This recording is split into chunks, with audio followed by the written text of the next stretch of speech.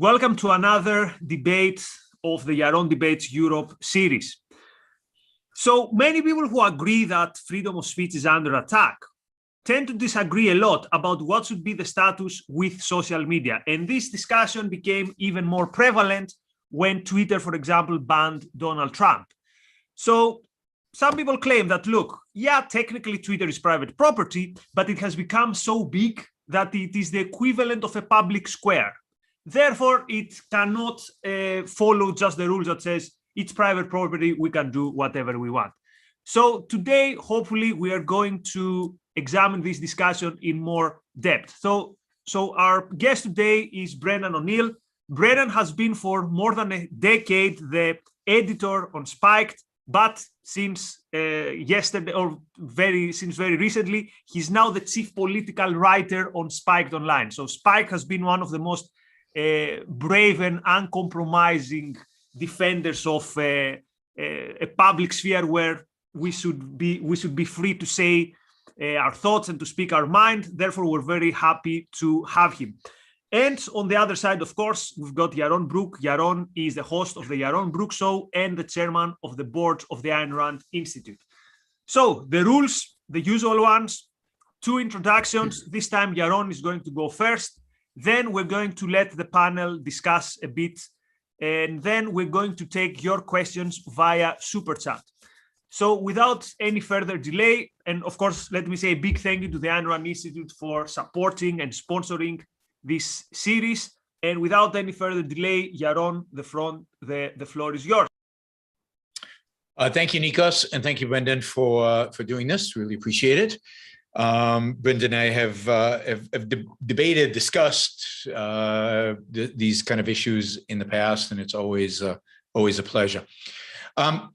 So let me start by saying what I think is obvious. I think where we will all agree, and that is that the social media platforms today are,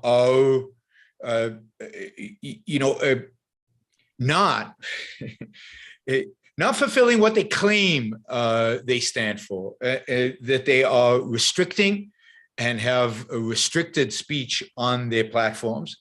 That they do not follow any kind of objective standard in terms of the criteria by which some speech is allowed and other is not.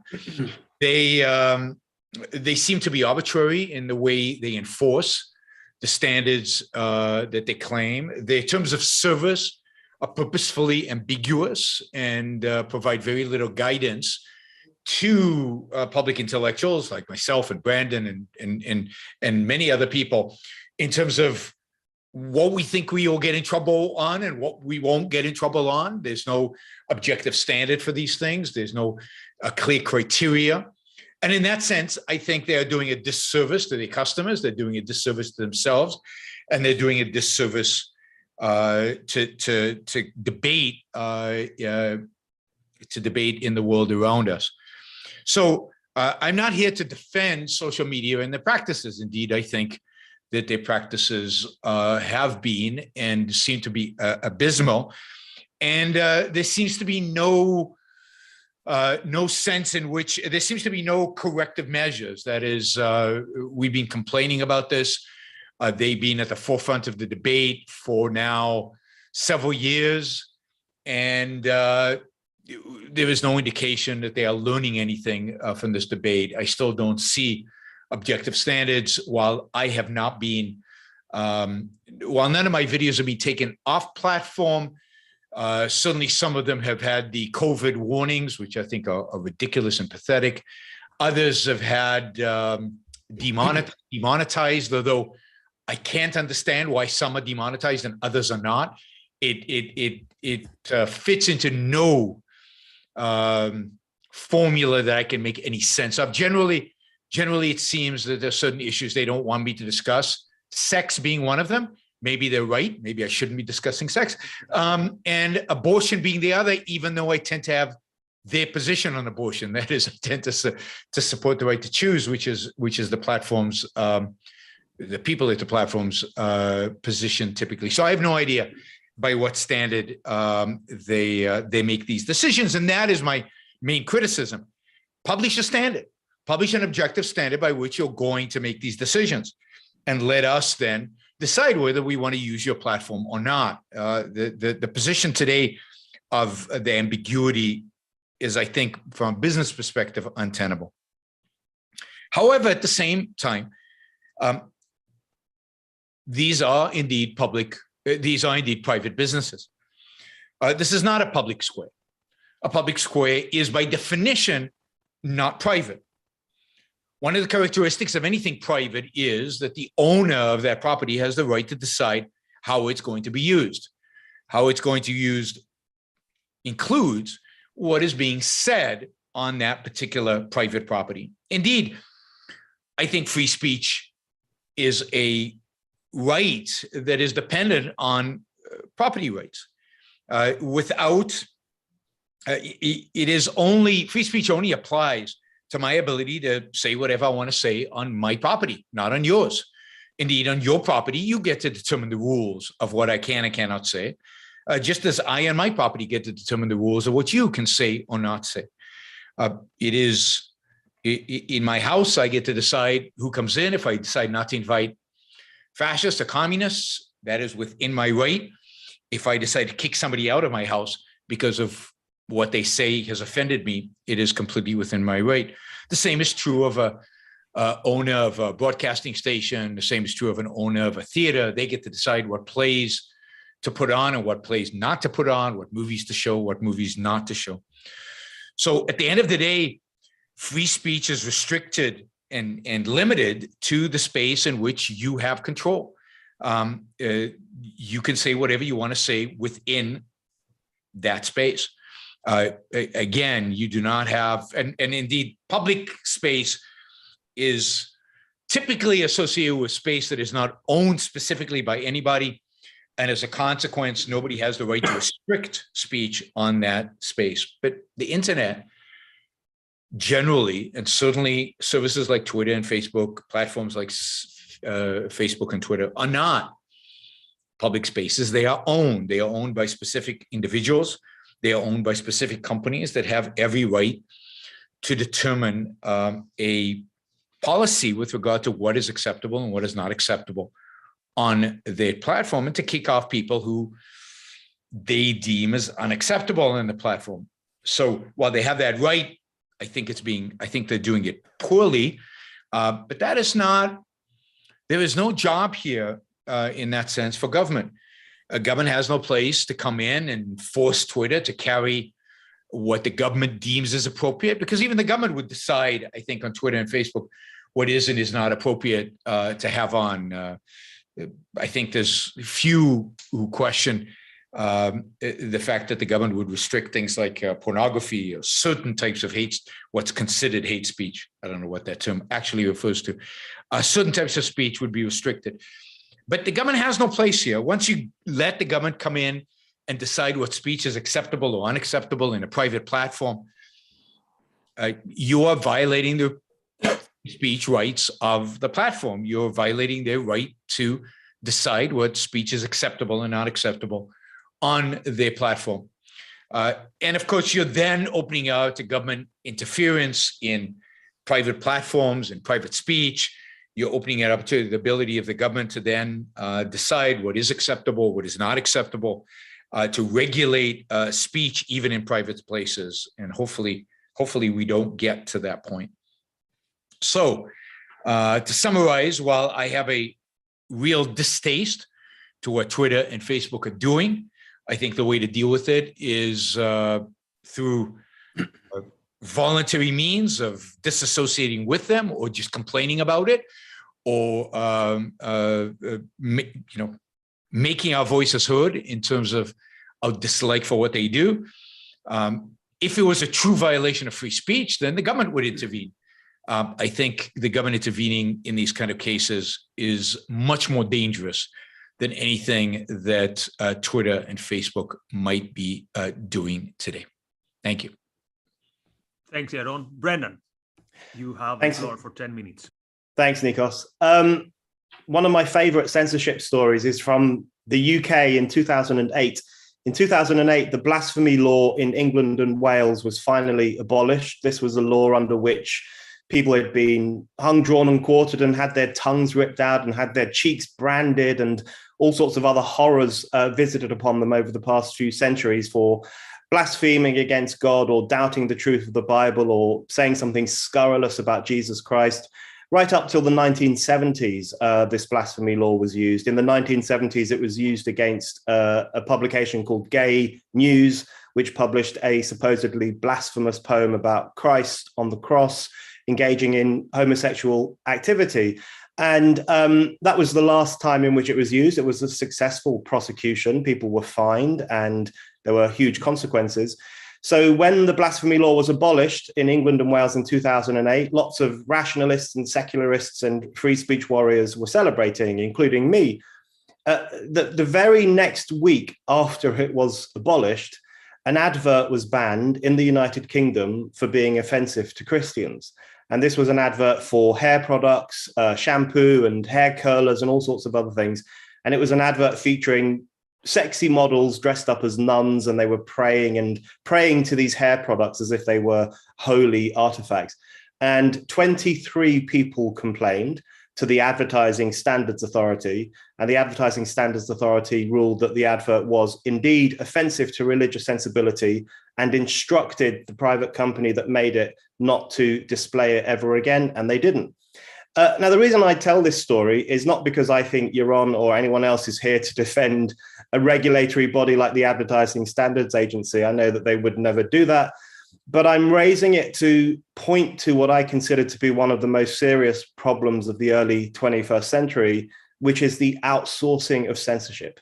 The outsourcing of censorship from the state to other bodies, whether they are regulatory bodies, workplaces, or in the instance that we're talking about tonight, private companies.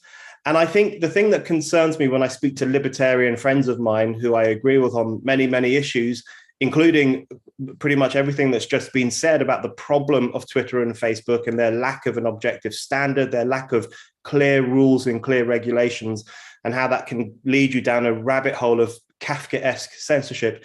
I agree with all of that. But a serious point of disagreement is, how do libertarians contend with the fact that censorship to a large extent has been outsourced by the state to other organizations? And is there a danger that libertarians, in the instance that we're talking about tonight, in defending property rights, are they unwittingly defending this outsourced censorship and essentially defending old forms of censorship carried out by new organizations? So the issue of outsourced censorship has interested me for quite a while. And the reason it started to interest me is because when I was in discussions usually with left-wing activists and people who would like to no platform their enemies and so on, I did many debates on campuses over the past few years about this issue of freedom of speech. And I'd always get the same response from people. It's not censorship unless the state does it. And that's what the left always said. So they would say, if a student union chooses not to platform someone, that isn't censorship. It's not the government preventing you from speaking. It's just a fairly small association of students deciding that they don't want to hear your views. More recently, I've heard the same kind of left-wing activists argue that being thrown off Twitter and Facebook is not an incursion on your free speech rights because it's not the government. You can go somewhere else. You can go to Parler, they used to say, before the internet, the bigwigs of the internet essentially destroyed Parler temporarily, which I think really undermines the argument I hear from lots of people, which is that, well, set up your own platform, because people did set up their own platform and it was essentially switched off. So I hear that argument all the time, and it got me interested in the question of who is primarily responsible for censorship these days. And it isn't actually the state. Now, that's not to say that state censorship isn't still a problem. Of course, it is a problem. There have been numerous cases in Europe, across Europe, over the past few years alone, where people have been arrested and fined and threatened with imprisonment, and in some cases even imprisoned for things they said, for offensive rap songs, for making scurrilous comments about the Prophet Muhammad, All sorts of state punishments have been handed down to people for saying supposedly offensive things for what is, as Yaron says, what is referred to as hate speech, which to my mind just sounds like thought crime. Like whenever I hear the term hate speech, it makes me think of the term thought crime. So state censorship is still a problem. We have a huge amount of laws on the statute books in the UK, in England and Wales, which do control what we can say. So, for example, if you say something gratuitously offensive online, you could be visited by the police. You might be told to take it down. You could even be imprisoned, which happened to a young man a few years ago who was imprisoned for 56 days for making racist comments on Twitter, which we all agree were repulsive. But I also think that is not a matter for the state to punish that, even that kind of speech. So state censorship is a problem. But bit by bit over time, it seems pretty clear to me that censorship is being slowly given away by the state, or entrusted rather, to other organizations. Student unions are a pretty good example of this. Censorship on campuses now is far less carried out by university management or by state-funded university authorities, and tends to be the realm of student associations, informal student groups, gatherings of protesters, and so on. And it has a very real impact on what can be talked about on campus and who can visit and what kinds of debates students can engage in. Another example is in relation to advertising. So, for example, the Advertising Standards Authority, a regulatory body, is now primarily responsible for censorship of advertising. The left says that advertising is not a free speech issue because it's business and we must control business. I disagree. I think it's in the realm of speech. It's in the realm of ideas. It's in the realm of images and brands, and therefore it should fall under the title of freedom of speech. And so you have this pseudo-independent body like the Advertising Standards Authority, which has censored a huge number of adverts over the past few years, often on the basis of a handful of complaints. Adverts for Ryanair, adverts for the hair products that I mentioned earlier, adverts for alcohol, which one of which I think dared to suggest that alcohol is an enjoyable pastime. You're not allowed to say that anymore. And most recently, it banned an advert for in which fathers were depicted as hapless. And it is now considered sexist to depict fathers as hapless and to depict mothers as bearing sole responsibility for children. So it's really digging down into essentially thought policing and controlling what businesses can say about gender and sex and of course about their own products. So that's kind of control has that the government might once have asserted has largely been outsourced to a pseudo independent body. And then we get to the question of social media. And I was really struck by what Yaron was just saying in relation to if we invite the government to instruct social media companies that they must host things they don't want to host. He said that that will give rise to the government itself saying what can and cannot be online. And I really agree with that. So I don't think there is an easy solution to the problem that we're talking about. But the flip side to that is that the government already puts pressure on social media to host certain kinds of ideas and to refuse to host others. And we know that the social media giants have been summoned for meetings with British members of parliament, for example. There are close relationships between German government officials and the social media bosses in that country. And in other European countries too, there have been close connections between state actors and these supposedly independent companies, where the state actors will often put pressure on these companies to institute new forms of censorship. Particularly, there was a real explosion of that after the influx of migrants a few years ago, when some government officials in Europe became concerned about things that were being said online, and they put huge pressure on social media companies to control these debates, which they did. So to me, that was a very clear case of outsourcing censorship. Now, we could have a discussion about what's worse. Is it worse if the government does it directly, given that the government can threaten us with life-changing punishments, for example, imprisonment or fines and other forms of punishments? Or is it better if it's done by these social media companies who are at least are private companies and they can't really destroy your life? They can just throw you off the internet. I think that's a bit of that is a bit of a distraction. And the fundamental fact we have to contend with is that censorship has quite knowingly, quite consciously been outsourced from the state to other bodies. And I think that's what's happening here. And it's not that we live under states that have suddenly stopped caring about blasphemous speech or climate change denial or what is referred to as hate speech or transphobia or Islamophobia, all these other terms that are used in many instances really to control genuine public discussion, the expression of genuine moral beliefs. All those things are now controlled under these slippery terms to do with phobia and isms and so on. It's not that the government has lost interest in controlling what people think on those issues and potentially punishing people if they think the wrong thing. It's just that it can feel pretty relaxed about the fact that we have a society in which that's now done by others.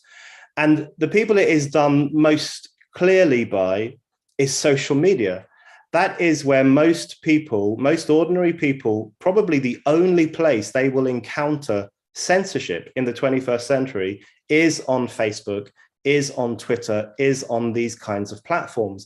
In most other areas of life, we're pretty free to say what we want, although the workplace is becoming a bit more stringent with the intervention of groups like Stonewall now going in and telling people what they should think about gender and so on.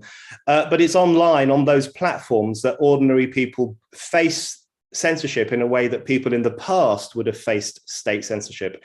And it's not an entirely independent form of censorship dreamt up by social media oligarchs in California. It is influenced by the government arena in which they are working. It is shaped by the demands of local governments, most clearly in more tyrannical regimes where social media companies will very often play along with the state and ban certain forms of speech, but also in the West too. So the question, I think, for libertarians is how do they make the case for freedom of speech in an era in which freedom of speech in which censorship is no longer just the handiwork of the state? And I think that's something that they really need to reckon with, because that's going to be one of the defining features of our age. My very simple solution to finish with, and as I say, I think it's a very difficult issue to come up with solutions for, but my simple solution is that to begin with, these businesses should conform to the law of the country in which they are operating. And if that means, for example, in the United States, then they should not have the right to censor anyone, because that would be unconstitutional. They should not have the right to censor Donald Trump. They should not have the right to censor any speech which is not giving rise to imminent violence. In the United Kingdom, they wouldn't be able to no platform people simply for saying that someone with a penis is a man, because currently that is not against the law. It may not stay that way for much longer. So they shouldn't be able to do that. They should conform to the free speech standards in this country, which are very weak, but at least that would be a starting point for them doing that. And the same in Europe. They should conform to the free speech standards as defined by the local government, rather than by their own prejudices or the pressures they feel from other officials telling them to censor more and more. That's the starting point. It's a very low starting point, because from there we have to get to the question of how we then disentangle government from the issues of speech, from matters of thought, from the question of what we are and are not allowed to say, and how we then go from there to ensuring that private platforms adhere to the same standards of freedom. Thank you, Brennan. So now I'll let you two discuss any issues that there are of disagreement, and later we're going to go to questions from the audience we already have, and then we will finish with one difficult question to each one of you. Yaron.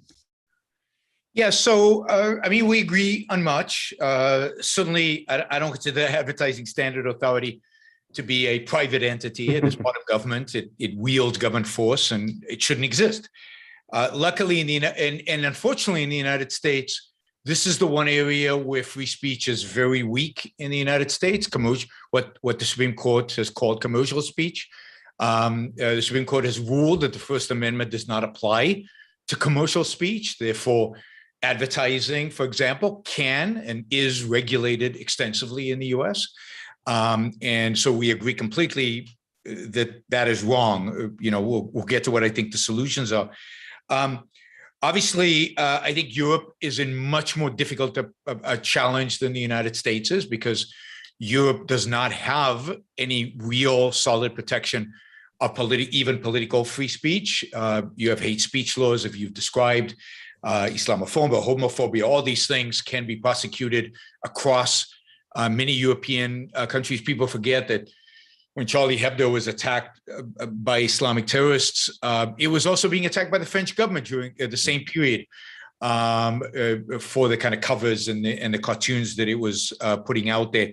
And I think that the Europeans have a much harder assignment in the sense of establishing a true respect for freedom of speech on the continent, starting with laws in Germany prohibiting Holocaust denial. I think that's where it started. Those laws have to go, but that's going to be very difficult in this environment in Europe. But that is a political issue, and it needs to be dealt with. It's a rights issue, and it needs to be dealt with. So let me talk about this idea of outsourcing, because I think this is a real problem. And to the extent that it is happening, and it's obvious to me it's happening in Europe, but Europe is more complicated because of these hate speech laws and because there's no real protection of freedom of speech in Europe. But to the extent that it's happening, let's say in the United States, this is a real issue. I don't use the word censorship when a private company, based on its own standards, decides to deplatform somebody. That's not an issue of censorship. Censorship is force. In the sense of governmental force. Only the government can censor. But if the government is basically in the background, going to Twitter and saying, don't allow XYZ, don't allow this kind of speech, don't allow, and if you do, which they, one suspects they might be doing with Facebook, for example, we will come after you, right? We will use antitrust laws, or we will use some other laws to come after you. Then that becomes government influence. That becomes government indirect censorship. That is a real problem. And then the question is, what can be done about that? I do not think what needs to be done about that is to violate the rights of the platforms in terms of their free speech and their property. I think in those cases, at least in the United States, I don't know what you do about it in Europe, but in the United States, I think government needs to be sued.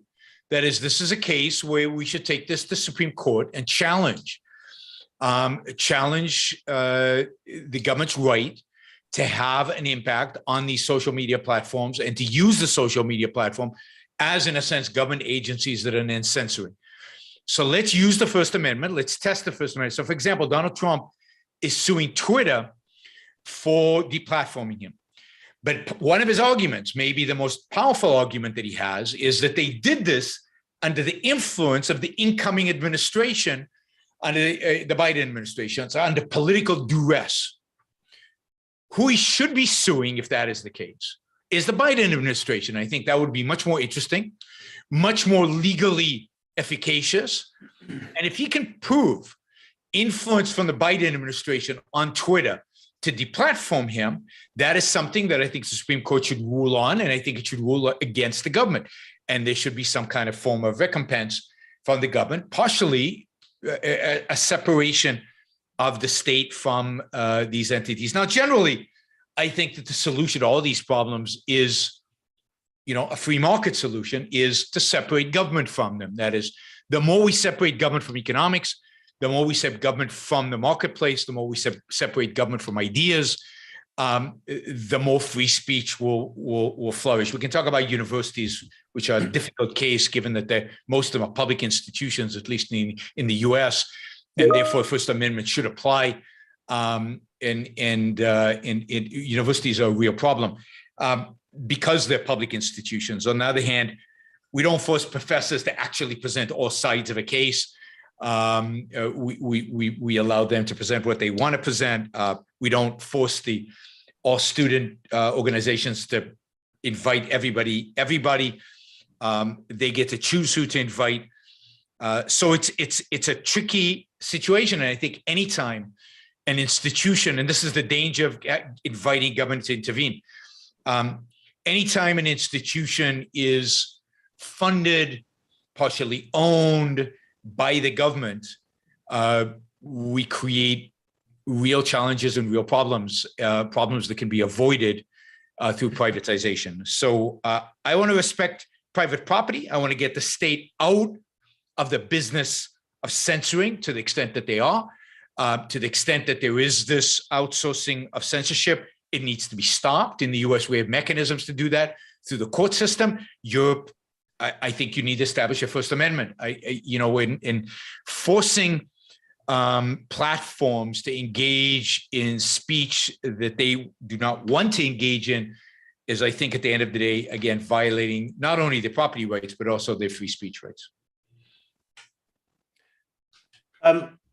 Yeah, a couple of points. I think there are kind of two things going on with social media at the moment, and it's going to sound contradictory, but they're both problematic. So the first thing is that too many social media companies are willing to do the bidding of government in terms of censoring people or, putting a force field around certain issues and preventing open discussion about them. So, for example, the pressure that was unquestionably exerted by officials in relation to the lab leak theory, COVID-19. Then as soon as Joe Biden said, well, maybe we should investigate this, the Facebook censorship of that issue was lifted immediately. I mean, a very close relationship between the most powerful man in the world, the head of the American empire, and these private companies. So that's a good example of where they do the bidding of government. It's even clearer in Europe and in other less free regimes where the government says you can't allow this speech and you have to stop it. So they do the bidding of government in that sense. So that's the outsourcing of censorship. But then in other areas, they go beyond what the government requires in terms of the censorship of certain ideas, and they censor more ideas. So they, on the one hand, they do what the government tells them to do. On the other hand, they defy national governments, even though they're working within national borders, by censoring things that it's not actually illegal to say in those countries. And the trans issue is a very good example of that. Most social media platforms have a rule where they will ban you if you misgender someone. Meghan Murphy, the Canadian feminist, was infamously banned for life from Twitter for referring to a very questionable person as a he, and he is a he. So that's where they go beyond what the government demands and do more. And the reason I'm raising these two things is because, firstly, what it demonstrates is that these private companies, it's the worst of both worlds in many ways. So on the one hand, it's that you have them doing what the state instructs them to do and punishing people in keeping with the state's own view of what's acceptable to think and what's acceptable to say. And on the other hand, you have them creating their own little fiefdoms of censorship, which are given rise to new forms of thought control and new forms of speech control. So they have a tangible, measurable impact on what people feel they can say in a society. And I know that the libertarian response is, well, you can get off Facebook and Twitter and you can go and say it on a street corner, although in the UK that's becoming less and less the case as well. Or you can say it in your house, or you can say it to your friends in the pub. That's all true. But I think that underestimates the chilling effect that new cultures of censorship can have, especially on newer generations who come to think via their engagement with the world, which is almost entirely done through social media, they come to think, well, these are the parameters of acceptable thought. And so it has a tangible impact on the freedom of society. And I think that's something really worth bearing in mind and asking ourselves what can be done about that in a real way. A couple of other quick points on the Donald Trump thing. I think the banning of Trump sums up the seriousness of this, because that is utterly unprecedented in American history, that the elected president, he was still the elected sitting president at the time, could be removed from such an important part of public political engagement. And for many people, it's the prime way in which they engage with ideas, with news, with their elected officials. For many, many people, they do that via social media networks. It was utterly unprecedented that someone elected by 64 million people would suddenly be deprived of the oxygen of publicity on social media. The government, the state in America can't do that. It's just absolutely forbidden. And yet these social media companies can. And that was just such an extraordinary demonstration of the bizarre, surreal, ridiculous power that they have over political speech and over democratic rights, because the democratic rights of people who voted for Trump were, in my view, impacted upon by these people who denied them a form of connection with the person that they elected.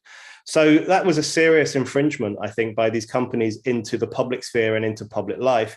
And then just on the question of what is censorship, I mean, that could be a 7-hour discussion in itself, but it is just worth going back to, those very important thinkers over the years, and Yaron and everyone else watching will be very, very familiar. I don't want to go over things you already know, but if you look at John Stuart Mill, for example, On Liberty is primarily about conformism more than anything else, and the tyranny of conformism and the pressure, the social pressure people feel to have the right thoughts.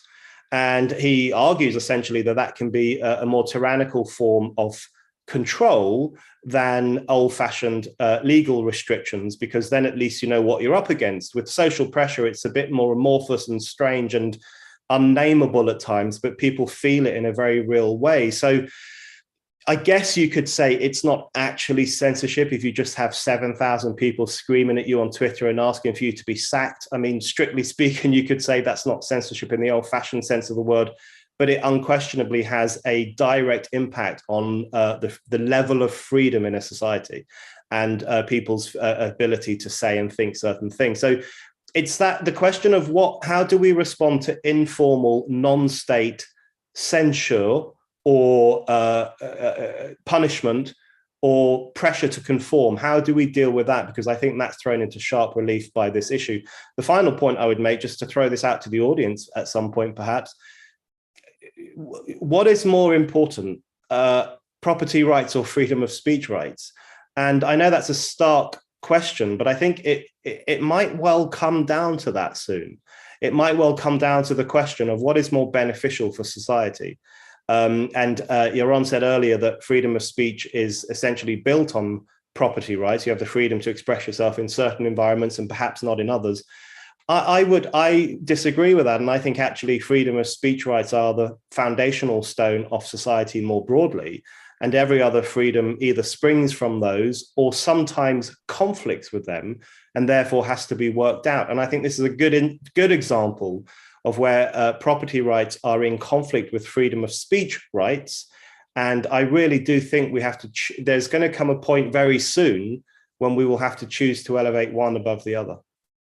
So Yaron, you can address this on your final points. Let's go to the audience because many people have commented. So thank you, Phil. Phil says that the defense of rights have to be based on objectivity and not on a whim. And thank you, Jeff. Thank you, Jonathan. Jonathan says, thank you, Yaron, for doing this. And everybody says he should read his book, Price is Primary. I'm reading it at the moment. Jonathan, thank you, Mario Lynn. Thank you, Hugh. So Hugh has a question. My question to both parties, if a transnational mega corporation outright buys the public square, does the public square still remain a, quote, public square? I think the public square should remain, with capital letters, public. So in a way, could we say that the same has happened with, let's say, 3 or 4 big companies, Twitter, Instagram, Facebook, they've, quote, bought the whole public sphere. So Yaron and then Brendan. Sure. No, I mean, if you buy the public square, it's no longer public by definition. You've bought it. It's private. And I would like to see public squares be privatized. I think the less we have government involvement in these things, the better.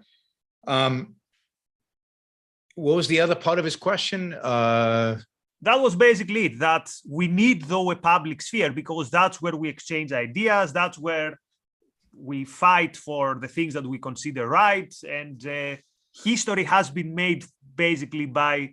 We don't, actually. I mean, we exchange ideas all over the place. And, historically, how many people actually go into the public square to exchange ideas? We've exchanged ideas over the pages of the New York Times, but the New York Times has had a choice. which op-eds to publish and which op-eds not to publish. I mean, they've turned me down on several occasions. I demand my free speech rights and that the New York Times publish me. We've exchanged ideas on all kinds of private formats in all kinds of different ways. While I think that the behavior of the social media platforms is not healthy, I also question whose right it is to determine what a healthy exchange of ideas looks like. I certainly don't think the government is in a position to do so. So it's not true that we go into the public square to debate ideas. That's never been the case. You still need a publisher to publish a book. Now, today you don't. Maybe one of the advantages of living in the world in which we live today is that you can self-publish. But you used to have a publisher to publish a book. Many, many people were turned down by publishers for a variety of different reasons, including that the publisher didn't like the politics of a particular book. And so it's always been, if you will, through the medium of private enterprise that we have exchanged ideas. Now, I do sympathize with John Stuart Mill's argument and that Brendan argued about conformity. That, to me, is what's scary in the world in which we live.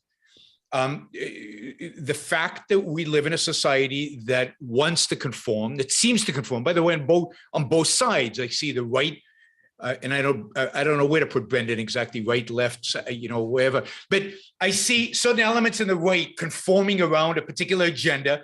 Nobody thinks for themselves. Nobody breaks ranks. Everybody thinks exactly the same. The same in the left. There seems to be complete conformity. Social media indeed encourages that by creating these bubbles in which we live, where we exchange ideas with people who agree with us, and all those ideas get reinforced constantly.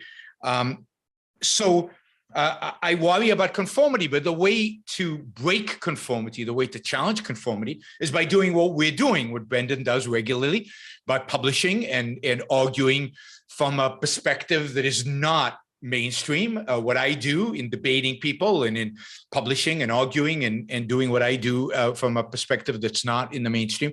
That's how you break conformity. You don't use the government to break conformity. It's exact opposite. Government loves conformity. Political power loves mindless people who just follow the rules, even if they disagree with them, because it's easier to categorize people. It's easier to identify the enemy that way. What they don't like, what political power doesn't like, is people who think for themselves.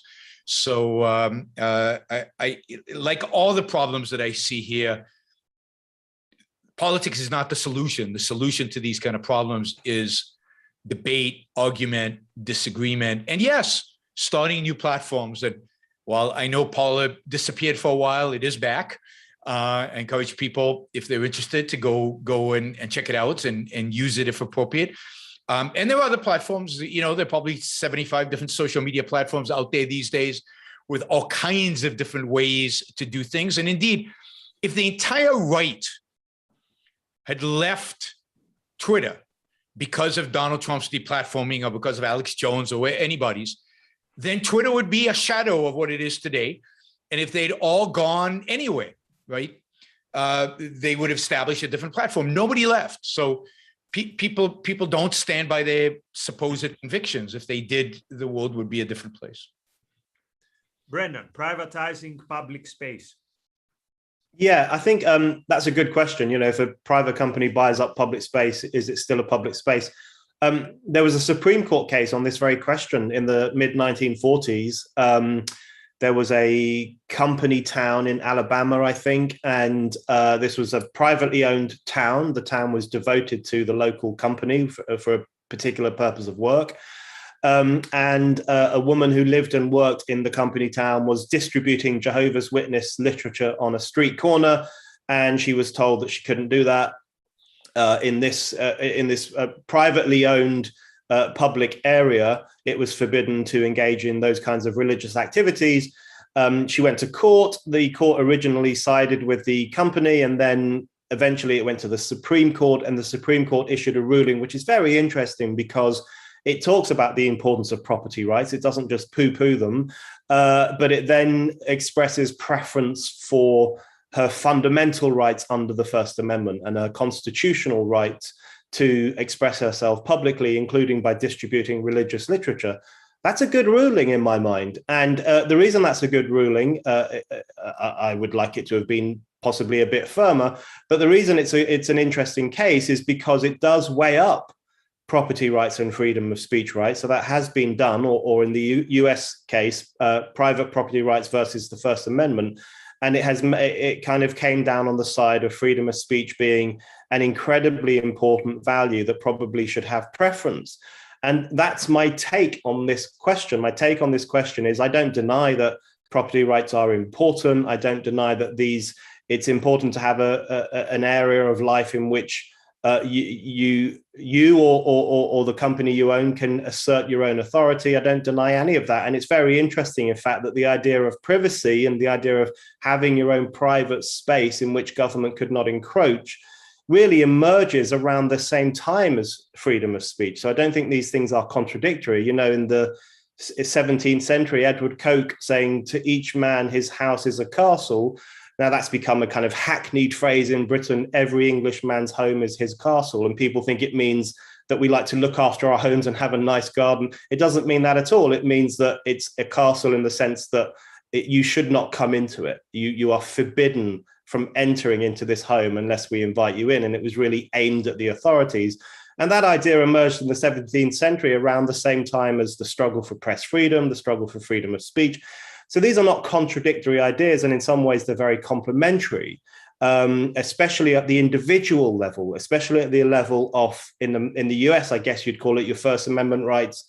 And I think it's the Fourth Amendment, which forbids government from entering or going through your private property or looking through your home without just cause. There's no contradiction between those rights, certainly at the individual level, at the level of us people. But at the bigger level of huge, vast private companies which do exert an extraordinary amount of control over the realm in which political speech takes place, I think it would be a little naive to think that there wouldn't be contradictions and tensions there. And it's pretty clear that there are contradictions in that realm between the right of Mark Zuckerberg to treat Facebook as his own castle and the right of the 2 billion people who use Facebook to engage in open, free discussion. And that is where there is a contradiction. And we, at some point, we do have to come down on, well, at some point soon, I think we will have to come down on one side slightly against the other. But for now, I think the question that libertarians have to ask themselves, and I say this as someone who considers himself a left libertarian, I believe in freedom very, very strongly. And I've been asking myself this question for a long time, and I know others have too, of course. It's the question of how do libertarians prepare themselves for an era in which all of the stuff that we don't like the crushing of certain ideas, the enforcement of a culture of conformism, the demand for political obedience or moral obedience to certain forms of thinking and new orthodoxies. How do we prepare ourselves for battle at a time when those things are less and less done by the state and more done by informal groups, mobs, private companies in the case of social media? So that's the question I think we have to ask ourselves and really confront it honestly, and then we might work out where to go from there. So some final super chat. So thank you, Phil, for your comments. Phil believes that social media do not encourage people thinking objectively, and it encourages people just not thinking at all. So another question by Phil, who also claims that the term misgender for him doesn't make sense even in its own terms, since you mentioned that it's like you can find yourself in trouble with the law in the UK. But Phil asks, what does the government puts pressure on social media already exactly mean? And could you give some examples on that?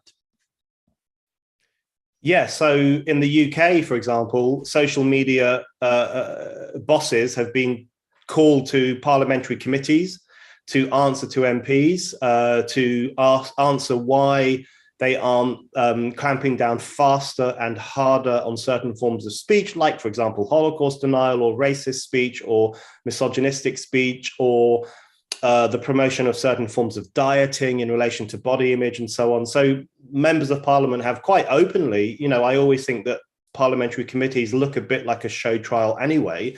And I say that as someone who's been invited to one, and you're kind of surrounded by these MPs and peers who just bark questions at you in a quite intimidating way.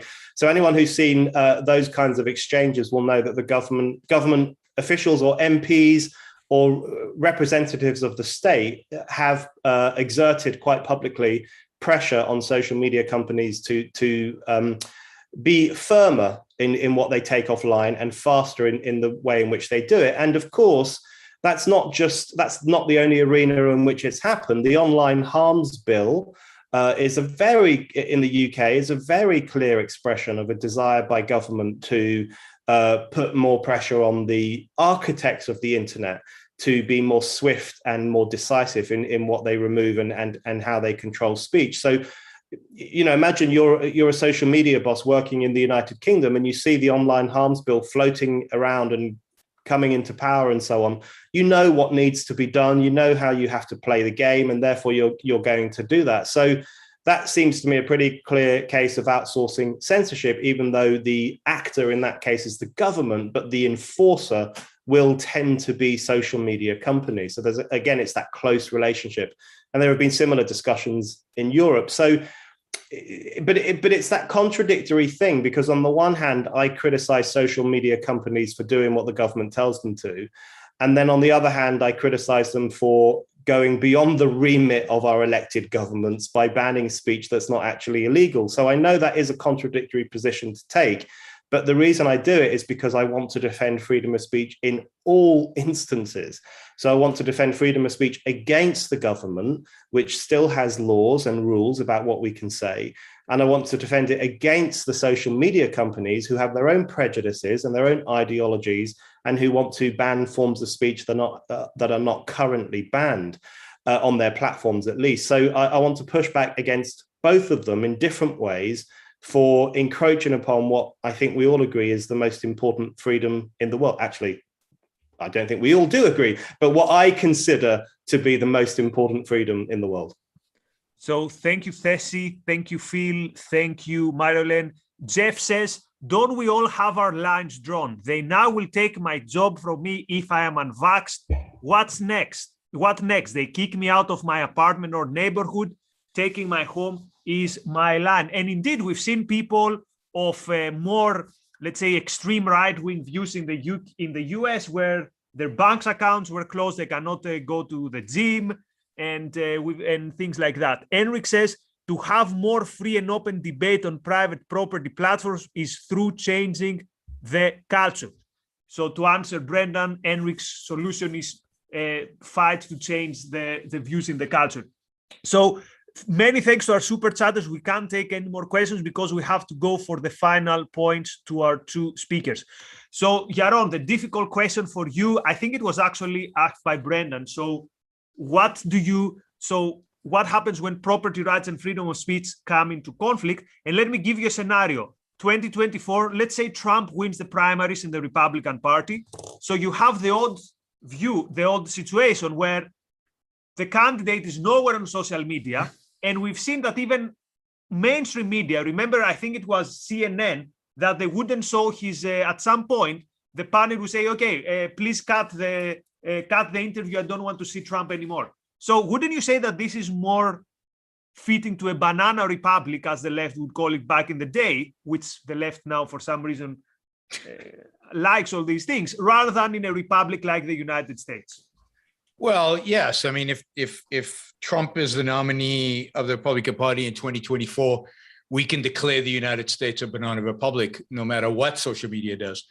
I mean, that's my view of Trump and of an America that would choose him again as a nominee. So look, I want to live in a country that's free to ban Trump at a personal level. At a corporate level. When Twitter banned Trump, my first response was, great. I'm happy to live in a country where that can happen and where the police don't show up and shut down Twitter the next day. Because we know they couldn't ban the Ayatollah in Iran. We know they couldn't ban the Chinese premier in China, but we still live in a country where the president of the United States can be banned. Not a bad deal. Now, I wish Twitter was consistent. This goes back to my opposition about objectivity. Twitter lets the Taliban post, but it won't let Trump post. It lets the Taliban post, but it won't let some people who might offend some people at the margin post. So the problem is their objective standards. Look, nothing about the world in which we live in today is satisfactory. I don't like anything that's going on today. I don't like the way social media behaves. I don't like the way the government behaves. I don't like that ruling from 1940s that Brendan does like. I don't like it. I think it's a wrong ruling, and I think it's part of the problem. I believe that the solution is more freedom. More freedom doesn't mean to impose our will on private actors. More freedom means a separation between those who wield political power and the rest of us. I want government to be restricted as quickly and as thoroughly as possible to what it is supposed to do, which is protect us and otherwise leave us alone. It is not the government's job to oversee Twitter and what is said there, oversee Facebook and what is said there. It is the government's job to prevent people from firebombing Twitter when Twitter says stuff that other people don't like. It was the government's job to protect bookstores from Islamists who were firebombing them because they carried the books of Salman Rushdie. That's what it means to protect free speech. It means to protect the publisher who wants to publish the book, and to protect the bookstore who wants to sell the book from those who would use violence against them to prevent the publication of that book. And by not doing that, it indeed is the government that defaulted on its free speech responsibilities. So the government is there to protect us from those who would use violence against us. And the way to cure the problem, the way to solve the problem that we have today is, as somebody said a few minutes ago, it's to change the culture. And I know that's a cliche, and that's everything's about changing the culture, but it is. Brendan's not going to get his way. I'm not going to get my way unless we convince a lot of people that we're right. At the end of the day, the way to solve these problems is to convince the culture to change the culture's views, and politically, ultimately, to separate the state from all of these kind of activities. And the more the state is restricted, the more freedom there is. The reason so many of these social media companies conform, I think, is, there are two fundamental reasons. One is because all the people who work there all studied at the same universities with the same frigging professors. We need to change the culture so that they're not studying those kind of ideas, and to corrupt them in one way or another, right? We might be able to prevent corruption in one field, it'll pop up somewhere else. We need to change the ideas that exist in the culture. And second, they're conform because of the amount of power the government has over them. So somebody asked for proof that the government intervenes. Just think of Mark Zuckerberg being forced in front of one of these these sessions where he's treated like a witch, or like one of these ridiculous sessions in front of Congress. Of course, there's pressure being placed on these guys. The question is now, where do we place the fault? Who do we regulate? Do we try to regulate the social media companies to behave like we want them to behave? Or do we put pressure on the government to get out of the business of controlling these entities? Ideally, we do both. But we do one politically and one culturally. Thank you. Brendan, last question for you. So Spiked and you, you did the right thing when it came to bake the cake case. So you said, look, the baker has the right to say, because of my religious convictions, sorry, but I'm not going to bake the cake. And we understand that. But why would you say that when it comes to Twitter, for example, someone saying, oh, you need to have Milo or you need to have Trump? Isn't this the similar bake the cake situation? Aren't you actually telling Twitter you have to bake the cake, whether you want or not, whether your values agree with the values of your customer or not? I think there are differences in these cases. And one of the reasons I was very comfortable with defending the right of bakers to refuse to make cakes for same-sex weddings is because, firstly, that was a infinitesimally small minority activity that was not a serious encroachment on people's lives. There were many other options. The vast majority of bakers were quite happy to do these things. So, and in fact, there was a lot of activism in the approaching of certain bakers, almost as a form of public humiliation, a ritual humiliation of small Christian bakers or small Christian photographers. To shame them in the media and say, look at these bad people, which was a really awful authoritarian exercise. So I defended the right of small companies in those situations to take their own decisions, because it wouldn't have an enormous impact on the freedom of people to make a cake and to have their wedding and to conduct their lives as they see fit. If we had a situation where every bakery in the country was refusing to make the cakes and you couldn't find one to do it, that would be different. That would be more problematic. And that would be more akin to what we're talking about with Facebook, for example, which dominates so much of the political public sphere in terms of discussion and which does censor certain things. And where else do you go? You could go to Parler, and there are other options too, but Twitter and Facebook are absolutely colossal. So there's a real problem there with size and influence. In relation to just want to pick up a few things that Yaron said there. The freedom to ban is a very interesting phrase that you used, and you'll forgive me if I say it made me think a little bit of 1984. Freedom is censorship, and censorship is freedom. And I have a difficulty with that phrase because it strikes me as a contradiction in terms. And the reason I'm saying that is not just to pick at language, but because I think we always have to ask ourselves, whose freedom are we talking about? And very often in this world we live in, because people still like to pretend that they value freedom, it's still a fairly unpopular thing to say, to come out and say, I hate freedom, get rid of it. So people often have to do things under the banner of freedom, even if the consequences are actually illiberal. So freedom is often used to justify unfreedom. The clearest example, or one of the clearest examples, is the smoking ban, for example, in pubs and restaurants, which was presented to us. The UK government invented a new word, and it was one word, which is very Orwellian: smoke freedom. They said they wanted the public to enjoy smoke freedom. So they invented a new freedom to describe what was actually an act of authoritarian control. The same happens with censorship discussions on campus. Student unions all the time would talk about freedom from offense, the freedom to live quietly and peacefully. And often they will say, on our private property or on our private campus or in our private homes, because very often these aren't actually private campuses, but that's how the language they will use. So they present their censorship as an act of freedom. They're defending their freedom to breathe easily and to feel respected.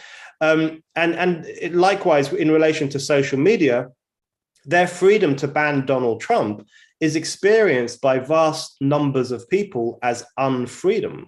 It's experienced by Trump as unfreedom because he can no longer express himself in a significant part of the public sphere. And it's experienced by huge numbers of his supporters, millions of them on Twitter and millions of them in America at large, as unfreedom too, because they have less access to his commentary, less access to the words of the man they elected and the words of the man they entrusted to run the country. So it's presented as freedom because it's the freedom of Facebook to say, bugger off, we don't want you here. But it's experienced by significantly more numbers of people as unfreedom. So in those kinds of issues, I think we have to ask whose freedom we're talking about and whose freedom is more important. Is Mark Zuckerberg's freedom more important than mine, for example? Is it more important than the people in the Rust Belt America who try to shake up American politics? Those are the questions we have to ask ourselves. And I think if we ask ourselves those questions, we can start to work out where freedom is real and where it's actually being used as a disguise for unfreedom. The final point in relation to the culture, I couldn't agree more with Yaron on this point and the points others have made. That really is the only way to do this. And my solution is not to invite the government in to control these censorious corporations, because the government doesn't believe in freedom of speech. It would be like asking a fox to look after the hen house. It makes no sense at all. So there's a real problem there. And the solutions, as I said at the beginning, are not easy. So it really is about shaking up the culture. So my suggestion is that instead of putting a positive spin on social media censure by saying this is freedom, this is their property rights freedom, this is their right to behave in this way, instead we should just turn it on its head a bit and say this is the wrong thing to do.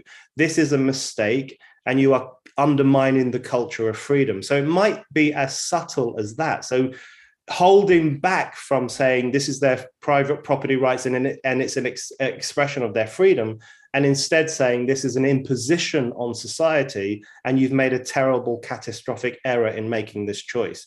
And when we start pushing the discussion more in that way, we can start, I think, winning more people to the broader cause to have a culture of freedom across society. So it looks like next time Yaron is around, we already have your next live, hopefully in a real room discussion, which will be the freedom to ban with a question mark. So many thanks to Brendan. Again, you can read Brendan in Spiked online. You can see him. He's on Talk Radio. I think you're also on GB News every now and then. He's everywhere. But mostly check him out on Spiked. Many thanks to our super chatters. Some last minute super chat. Thanks, Christopher and Thessi. Thank you, Thessi. Many thanks to the Ayn Rand Institute for supporting this series. And many thanks to Yaron for his time and his energy. And we're going to see you next week. Who knows what the topic will be, but it's going to be good fun. Thanks, everyone. Bye-bye.